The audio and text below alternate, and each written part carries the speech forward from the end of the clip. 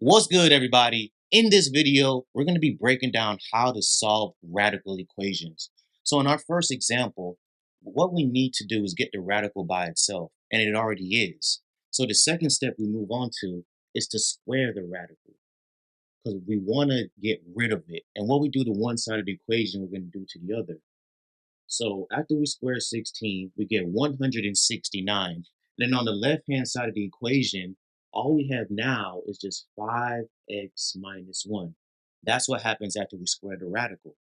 And at this step, we just solve like a regular equation. We'll get 5x is equal to 170. Once we divide by 5, we're going to get a final answer of x is equal to 34. But let's say the problem now, like in problem 2, the radical isn't by itself. How do we solve it? So the first thing I want to talk about is just the setup of this problem right here. Error that I see is students think they're supposed to divide, but we're not. If we have 5, then the radical, yes, we would divide.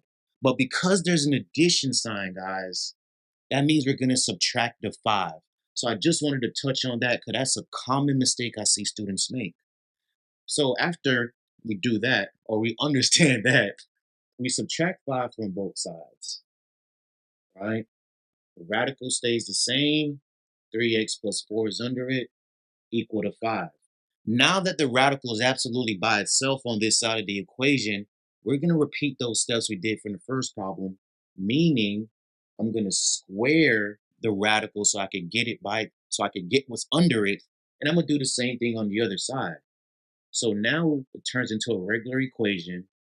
3x plus 4 is equal to 25, right? And now we just subtract 4 from both sides, and I'm going to get 3x is equal to 21. And once we solve, we're going to get x is equal to 7 as a final answer. But in our next examples, we're going to talk about how to solve the radical equations when there's radicals on both sides of the equation. So in the next two problems now, guys, we have radicals on both sides of the equation. And what we have to understand is that these radicals cannot be on the same side. We're going to want to get them on opposite sides of the equal sign. So once we have it set up like that, we're going to follow and repeat the process of squaring both these radicals. And once we do, it's just going to turn into a regular equation with variables on both sides of the equal sign. So once I simplify, I'm going to have 2x plus 8 is equal to 2. Subtract 8 from both sides, I'll get 2x is equal to negative 6. And then once I solve, I'm going to get x is equal to negative 3. And then in our second example, what we're going to focus on too is checking for extraneous solutions, meaning once we solve this radical, will that answer actually satisfy the equation? So we come back, we do the same thing, right? Because the radicals are on the opposite side of the equal sign, so we square them. Turns into a regular equation. We have 26 minus 3x is equal to 5x minus 30, right? So now when we do this, we're going to have 26 is equal to 8x minus 30. When I bring the 30 onto the other side by adding, I'm going to get 56 is equal to 8x. So that means that x is going to be equal to 7. So when we talk about checking for extraneous solutions, this is what I mean. So I'm going to take this same problem and we're going to plug 7 in for x and see if both sides of the radical are going to be equal to each other. So let's go ahead and do that. So we have 26 minus 3 times 7. And this is going to be equal to 5 times 7 minus 30. All right, so let's simplify this side. So we're going to get 26 minus 21, which is going to give us radical 5. And then on the other side, we're going to have 35 minus 30, which will also give us radical 5. So this would not be what we call an extraneous solution because it actually works. And just remember that the left side just have to equal to the right side. So in the next part of our video, We're now working with a radical that's going to turn into a quadratic equation. Yes, that does happen. So how do we solve this? So just like the similar problems, we have to get this radical by itself. So that means I have to add 6 to both sides because this 6 is not under the radical. So now I have x plus 6 is equal to radical 3x plus 58. Now at this step, we have to get rid of the radical by squaring, right? And what I want you guys to understand is that this is a binomial. So we're going to group this together and square it. And once we square it, we're not just going to do x squared plus 36. No, we're going to expand this to x plus 6 times x plus 6, aka FOIL. So once we FOIL this out, right, and this has got the right side, radical's gone, this is what we have. Once we FOIL, we're going to get x squared plus 6x plus 6x plus 36, and that's equal to 3x plus 58. So I clean up my like terms, we'll have x squared plus 12x plus 36 is equal to 3x plus 58. Now, what we can do is turn this into a quadratic equation by combining 3x and 58 with what's on the left-hand side of the equation. So once I do, I'm going to have x squared plus 9x minus, I want to say, is it 22? Let's make it quick. 22 is equal to 0. So when we're at this step now, we're going to bring it up to the top. What we have to do is factor. So I'm going to factor this bad boy out. So we have x squared plus 9x minus 22 is equal to 0. Once I simplify this, I'm going to get x plus 11 times x minus 2 is equal to 0. So now we have our answer, aka our factors.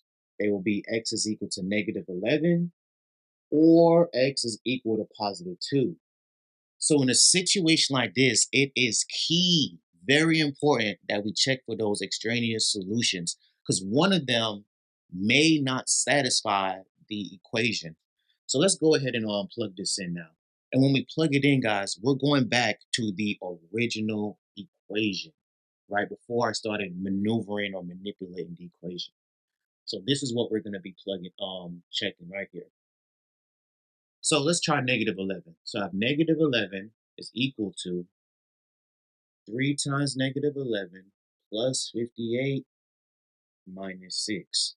So once we simplify this now, we're going to get negative 33 plus 56 minus 6. So let's see. I think this is 22 if I'm not mistaken. Is it 22?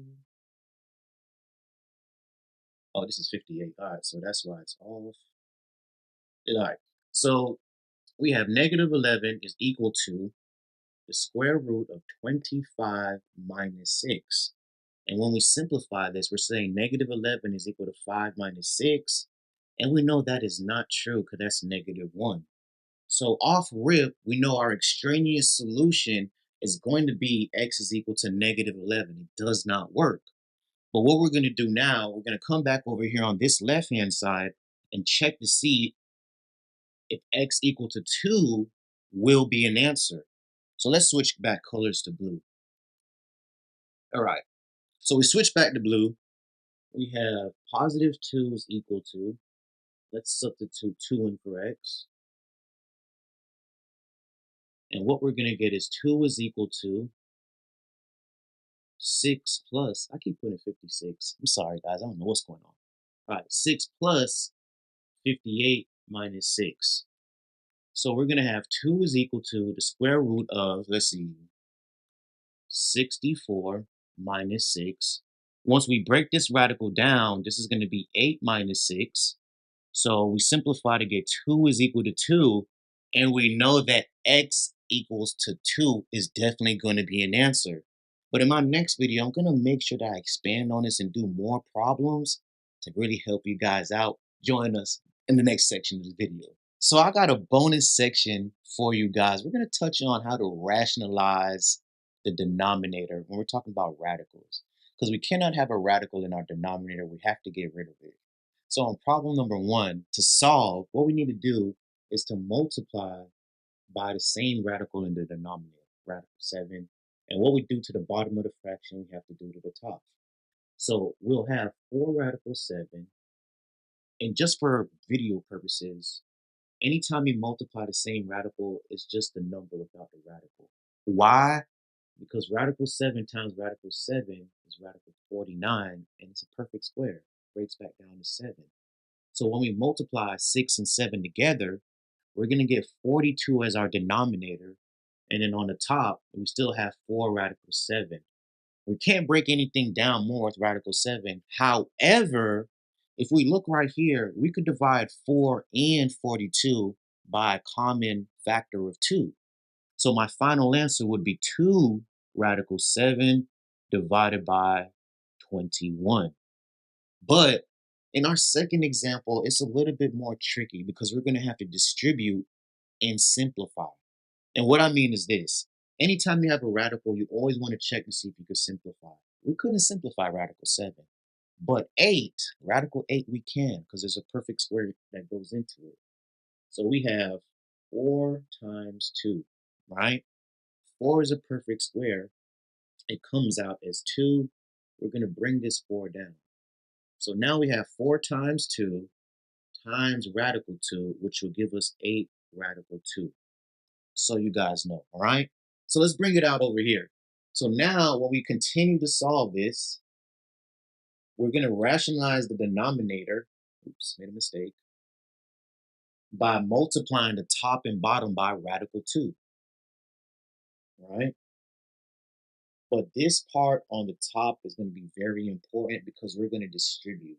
We're going to multiply radical 2 by 5 and then go back and multiply radical 2 by negative, radical 5. So what our numerator should look like is oops, got a little ahead of myself, guys. Is going to be 5 radical 2, right? Because the number comes before the radical, minus radical 10 all over 16. Because once we multiply radical 2 and radical 2, we're going to get 4. Breaks down from a perfect square of 2. We have to multiply 2 and 8 together. So hopefully this video was helpful for you guys. Thank you for joining me with Algebra 1 with Mr. Peters. Hit the like button, subscribe to the channel, and join us for more videos in the future.